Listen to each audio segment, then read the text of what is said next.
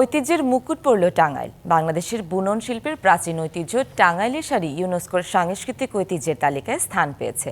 এই স্বীকৃতিতে আনন্দিত তাঁত শিল্পীরা। তবে বিশ্ব দরবারে দেশের নাম উজ্জ্বল হলেও এর সঙ্গে জড়িত হাতে তৈরি শাড়ির কারিগরদের পেশা বদলের কারণে শিল্পটি গভীর সংকটের মুখে। আর পেশা বদলের মূল কারণ ন্যায্য মজুরি না পাওয়া। টাঙ্গাইলের তাঁত শিল্প হাজার বছরের পুরনো। প্রতিটি শাড়িতে মিশে আছে শিল্পীর নিপুণ হাতের ছোঁয়া আর স্থানীয় সংস্কৃতি। ইউনেস্কোর স্বীকৃতি সেই কারুশিল্পকে দিয়েছে আন্তর্জাতিক মর্যাদা। এই খবরে তাঁত পল্লীতে নতুন করে প্রাণ সঞ্চার হয়েছে। তাঁতিরা মনে করছেন এই স্বীকৃতি তাদের উৎপাদিত পণ্যের চাহিদা ও মূল্য বৃদ্ধিতে সাহায্য করবে। ব্যবসায়িক দিক থেকে, আমাদের সুনামের দিক থেকে, যেভাবেই বলেন না কেন, ইউনেস্কোর এই স্বীকৃতিটা আমাদের জন্য অত্যন্ত কার্যকরী।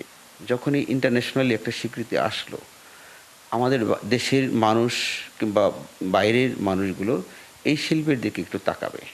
এই যে একটু তাকানো, একটু নজর দেওয়া, একটু দরদ দেওয়া, তার ফলে হবে কি, এই শিল্পের যে প্রোডাক্টগুলো হয় তার একটা চাহিদা বাড়তে পারে। চরকা কাটা, রং করা, নকশা তৈরি ও শাড়ি বুনন তাঁত শিল্পের শৈল্পিক কারিগরদের হাতের নিপুণ কারুকাজের প্রতিফলন। একদিকে স্বীকৃতির আনন্দ, অন্যদিকে তাঁত শিল্পের টিকে থাকা নিয়ে গভীর দুশ্চিন্তা। ব্যবসাও বাড়বে, শাড়ির চাহিদা যখন অন্য দেশে এক্সপোর্ট হবে তখন শাড়ির তো চাহিদাও বাড়বো। তার তো নেই, দেখছিনি তো অনেক কমে গেছে। তাতে চাহিদা অনুযায়ী দিতে পারবো না মনে হয়। নতুন করে শিখতেছে না, নতুন করে শিখলে এই শিল্পটা বেঁচে থাকতো। ন্যায্য মজুরি না পাওয়ায় দক্ষ কারিগররা চলে যাচ্ছেন অন্য পেশায়। নতুন প্রজন্ম আগ্রহী নয় অনিশ্চিত আয়ের পেশায় যুক্ত হতে। 4 গুণ শক্তিশালী এনজাইম ও অধিক ফেনা সমৃদ্ধ অরিক সিলভার ওয়াশ মাত্র 70 টাকায়। যে কাজ হয় এই কাজে সংসার চলে না ভাই, এই জন্য কারিগর হন এইসব কাজ করে না। আগে যেটি কারিগর ছিল সেটি কারিগর নাই, এখন ব্যক্তি তোমার অর্ডার করে কি না তোমার গাড়ি চালাইতে হচ্ছে। আমরা সারাদিন কাজ করে মাত্র হয়তো 250-300 টাকার উপরে কাজ হয় না, সেই জন্যই আসতে চায় না। আমি যে কাজ শিখছি এই কাম শিখামু না, ভাতই দুটো না শিখামু কেন।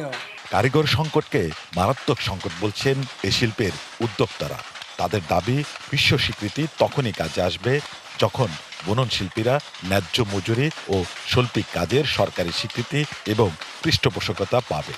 ইউনেস্কোর এই স্বীকৃতির ফলে আশা করি ব্যবসার কিছু প্রসার লাভ করবে। আন্তর্জাতিক বাজারে হয়তো কিছু বাজার আমরা ধরে রাখতে পারবো যদি সরকারের সহযোগিতা থাকে, সরকারের পৃষ্ঠপোষকতা থাকে। শ্রমিক সংকট এবং শ্রমিকদের মজুরি প্লাস আমরা যে ম্যাটেরিয়ালগুলো আনি ভ্যাট ট্যাক্স দিয়ে ডবল পড়ে যায় এবং শাড়ি বানানোর ক্ষেত্রেও যে খরচটা পড়ে যায়, যাতে আমাদের বিক্রি করাটা অনেক কঠিন হয়ে যায় মেশিনের শাড়ির সাথে। শৈল্পিক বুননের এই বিশ্ব গৌরবের মুকুট টিকে রাখতে হলে শুধুমাত্র তাঁত শিল্প নয়, বাঁচিয়ে রাখতে হবে এর নেপথ্যের কারিগরদেরও। তাই বিশ্ববাজারে টিকে থাকার তাগিদে প্রয়োজন সরকারি আশু উদ্যোগ। তা না হলে সময়ের পরিক্রমায় এই ঐতিহ্য জাদুঘরে স্থান পাবে বলে অভিমত সংশ্লিষ্টদের।